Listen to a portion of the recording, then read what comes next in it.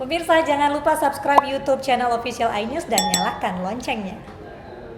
Kepala BIN Daerah Papua Brigjen TNI I Gusti Putudani Nugraha Karya gugur ditembak KSB di Beoga, Kabupaten Puncak, Papua. Rencananya jenazah akan dievakuasi hari ini.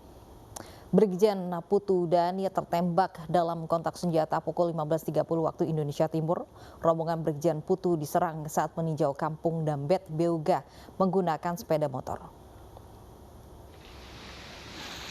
Sebelumnya Brigjen TNI I Gusti Putudani Nugraha Karya juga sempat berkunjung ke Kabupaten Puncak pada pekan lalu. Kabinda Papua bersama rombongan pejabat daerah meninjau lokasi warga distrik Beoga, Kabupaten Puncak, Papua.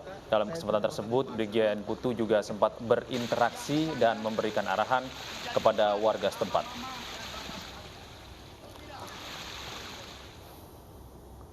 Dan pemirsa, untuk mengetahui informasi selengkapnya ada rekan kami Omega Batkorumba yang kini berada di Jayapura. Selamat pagi Omega.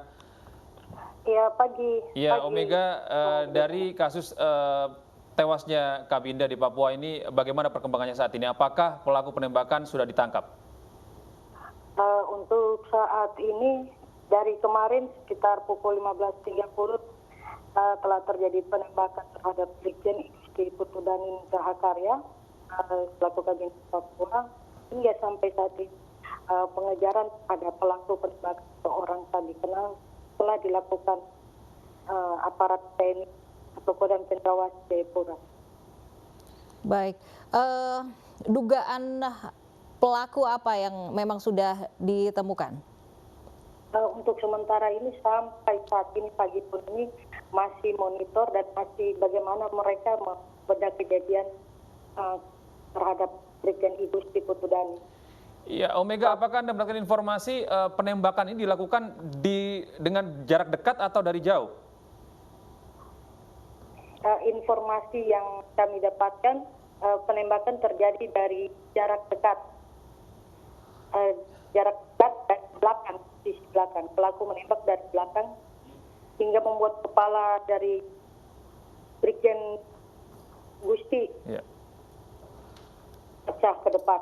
Iya, Omega, hari ini langkah-langkah apa yang akan dilakukan oleh TNI untuk melakukan pengejaran mungkin atau seperti apa? Pengejaran terhadap KKB di atas telah dilakukan Kodam. Namun saat ini yang diutamakan dari pagi 06.00 waktu Indonesia Timur dilakukan evakuasi. Baik, penjagaan ketat seperti apa Omega yang dilakukan pasca penembakan ini? Bagaimana Mbak? Penjagaan seperti apa yang dilakukan pasca penembakan? Penjagaan otomatis karena ini sejarah ya di Papua, salah satu petinggi bintang 1 selaku Kabinda Papua ditembak, maka penjagaan akan sangat-sangat berlapis di kampung Dambet atau distrik Beoga, Puncak, Papua. Omega, apakah ada penambahan aparat di wilayah penjagaan di kampung Beoga?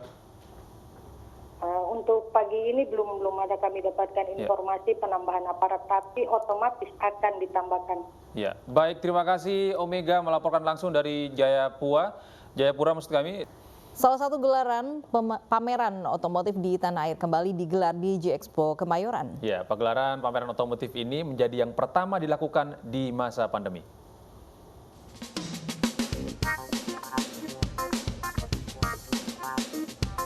Indonesia International Motor Show kembali digelar pada tanggal 15 hingga 25 April 2021. Pameran yang dihadiri oleh beberapa tenan otomotif ini memberikan promo-promo menarik untuk pengunjung. Untuk menghadiri gelaran ini, pengunjung harus melakukan self-assessment serta cek suhu tubuh.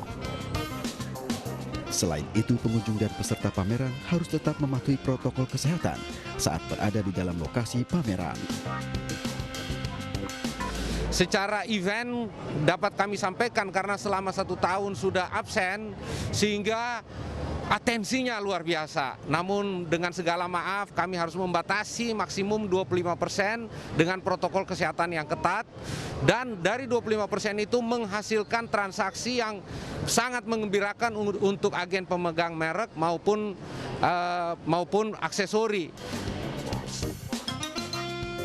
Meskipun pameran diadakan di tengah pandemi, IIMS 2021 di G-Expo tetap menjadi magnet bagi para pecinta otomotif tanah air. Uniknya pada tahun ini, IIMS digelar secara hybrid. Selain bisa disaksikan secara langsung, pameran ini juga bisa disaksikan secara online. Luar biasa saya lihat, kita panitia keluar masuk sangat ketat. Mulai dari loading sampai hari ini kita selalu dicek. Kemudian jalur-jalur jalan pun kita diatur. Saya kira panitia sudah optimal beserta Satgas. Terima kasih sudah menyelenggarakan event ini dengan segala kelebihan dan mohon maaf kalau ada keterbatasan dari penyelenggara.